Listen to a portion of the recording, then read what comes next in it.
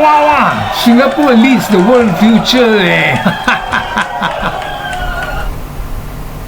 When I see Singapore, I do not just see a country. I see a mirror of what is possible when human beings refuse to be victims of circumstance. I see a vision of what the world might look like if we chose responsibility over excuses, action over words, trust over fear.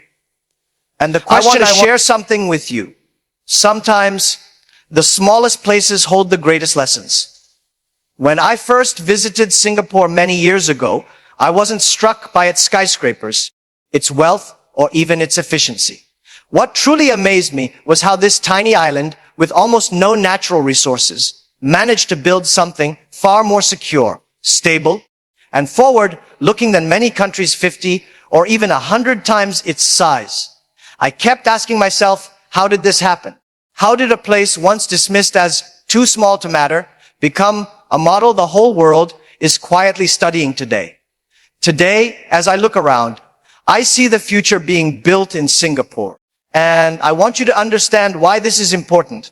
Not only for Singaporeans, not only for Asia, but for every country, every entrepreneur, and every individual who wants to learn how to thrive in a world that is changing faster than ever.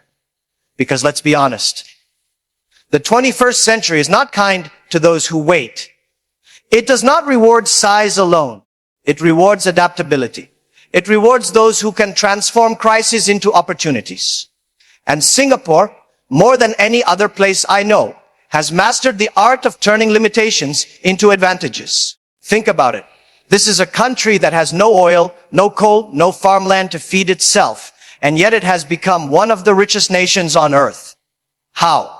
Not by copying others, not by relying on handouts, but by inventing its own model.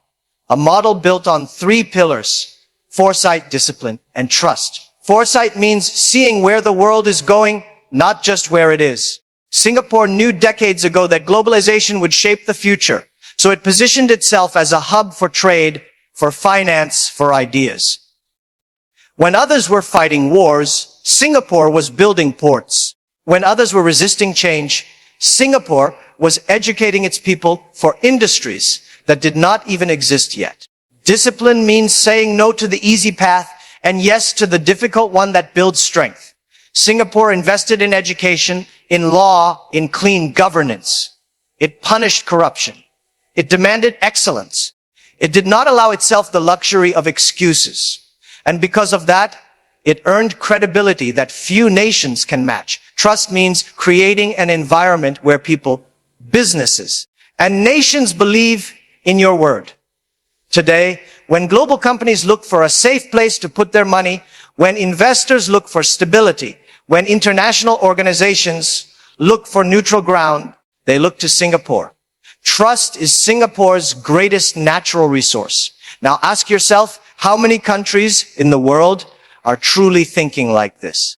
How many are preparing their people not just for today, but for the future? How many are disciplined enough to make difficult decisions for long-term gain? How many can say that when they make a promise, the world believes them? This is why I say Singapore's model is not just Singapore's success. It is the future. And sooner or later, the world will copy it. But here is the shock. The shock is that most countries cannot copy it easily. Why? Because it requires humility. It requires discipline. It requires honesty with your people. And that is the hardest thing for leaders to do. Look at America. Brilliant innovation, incredible universities, powerful companies. But ask yourself, does America today have discipline? Does it have trust? The political fights, the debt, the polarization, do these build trust? When the world looks at America now, it does not see discipline. It sees division. Look at China. Great scale, great speed, great ambition. But does China have trust? Many nations fear its influence, question its intentions. The Belt and Road was supposed to bring unity, but instead it has brought suspicion.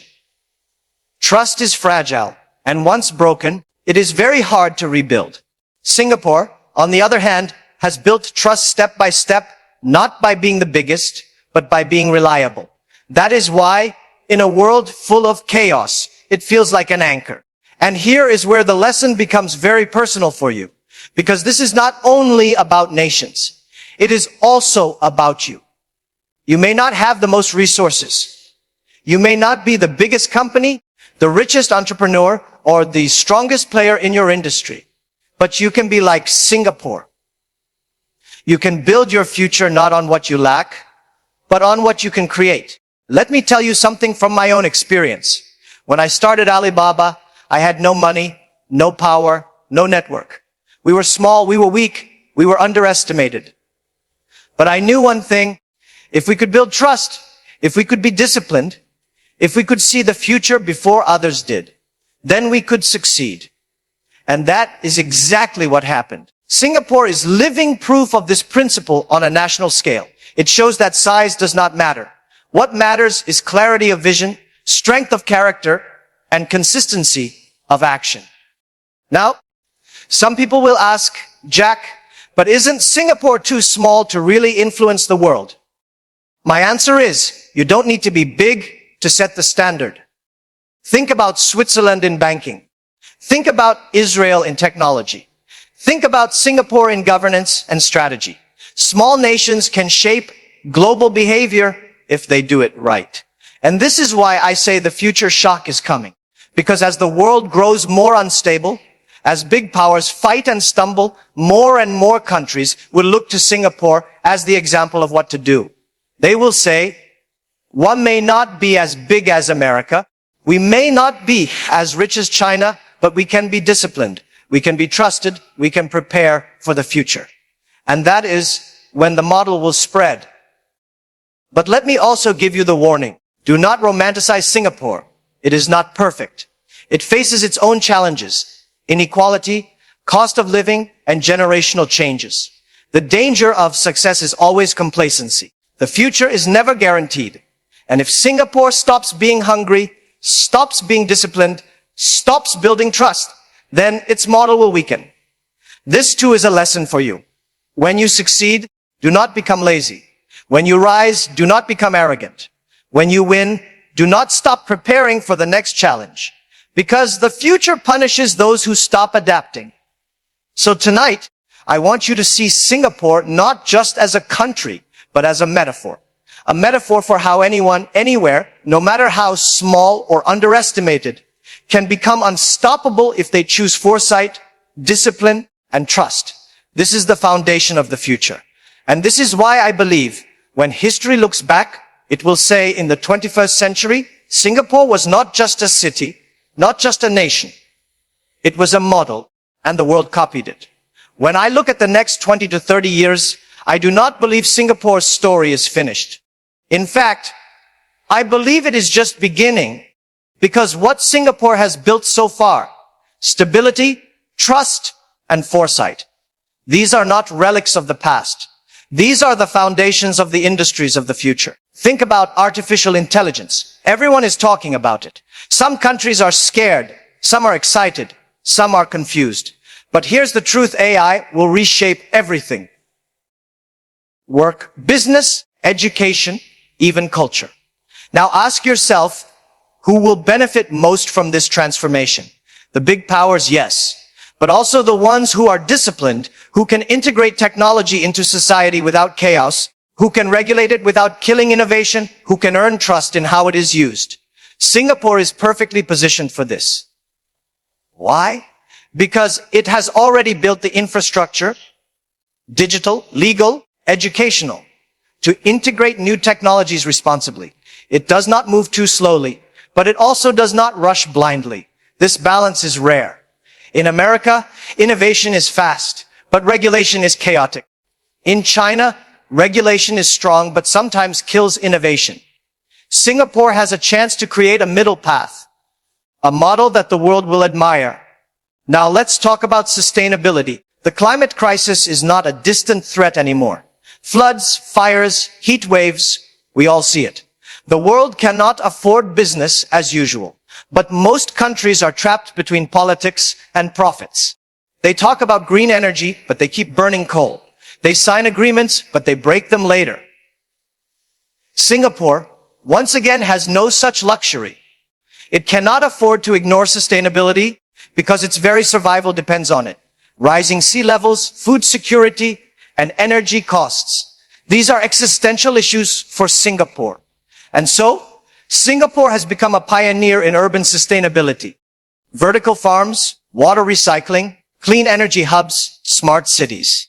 These are not slogans, these are real investments. And here is the shock: in the future, the entire world will need these solutions. Because every city will face the same problems Singapore faces today: overcrowding, pollution, climate risk. And when that day comes, guess who will already have the answers? Singapore. This is why I say Singapore is a laboratory for the future. It is testing now what the rest of the world will need later. This is why governments, businesses, and thinkers from everywhere come to study it. Not because it is perfect, but because it is relevant to the problems of tomorrow.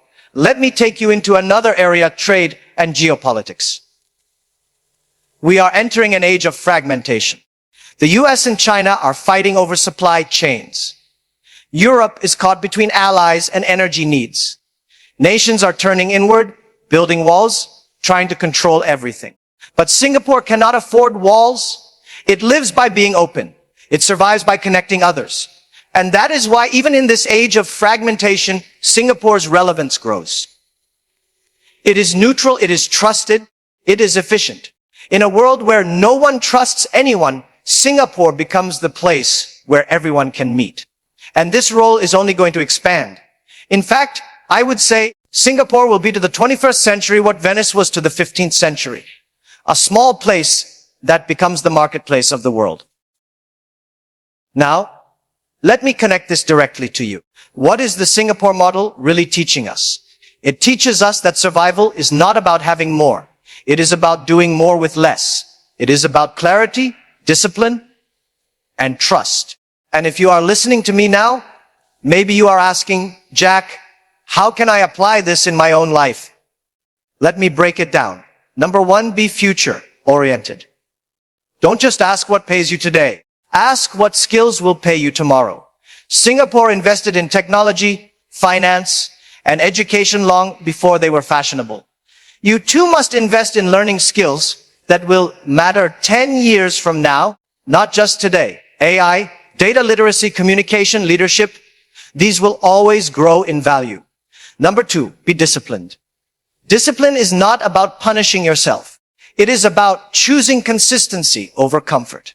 Singapore built its reputation by consistently doing the right thing. Even when it was hard, even when it was unpopular. In your life, this means sticking to your goals, showing up every day, not giving up when it gets boring. The world rewards those who can sustain effort, not just those who start with excitement. Number three, build trust. Trust is your greatest currency. If people know you are reliable, honest, and consistent, opportunities will flow to you. Singapore is trusted globally, not because it is the biggest, but because it has proven itself to be reliable. In your career, in your business, in your family, if people trust you, you will always win in the long term. And finally, stay humble, stay hungry. Success is dangerous because it makes you arrogant. Arrogance makes you blind. Blindness makes you fall. Singapore has achieved great success, but its challenge is to remain humble. The same is true for you. If you rise, do not forget where you came from. If you win, remember to keep learning. Now let me step back and give you the bigger picture. The global shift is happening right now. The old order, dominated by big powers alone, is breaking down. The new order will not be about size only. It will be about resilience, adaptability, and trustworthiness. And that is why countries like Singapore will rise in influence. Do not underestimate this. In the next decades, more and more nations will follow Singapore's path. Smaller, agile, disciplined nations that become models in certain areas.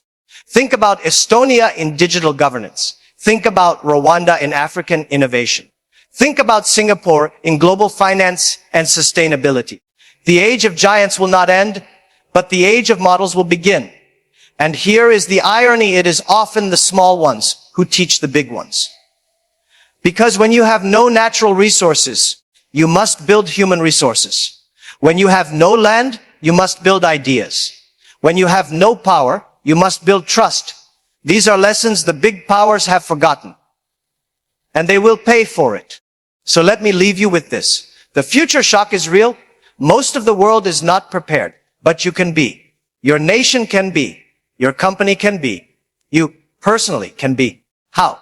By following the principles we have just explored: foresight, discipline, trust, and humility. These are timeless. These are portable. These are scalable. When I see Singapore, I do not just see a country. I see a mirror of what is possible when human beings refuse to be victims of circumstance. I see a vision of what the world might look like if we chose responsibility over excuses, action over words, trust over fear. And the question I want to leave you with is simple. Will you copy this model in your own way, or will you be left behind? Because whether you like it or not, the world is changing. The storm is here. The future is already being built. And Singapore is proving that even the smallest can lead the way.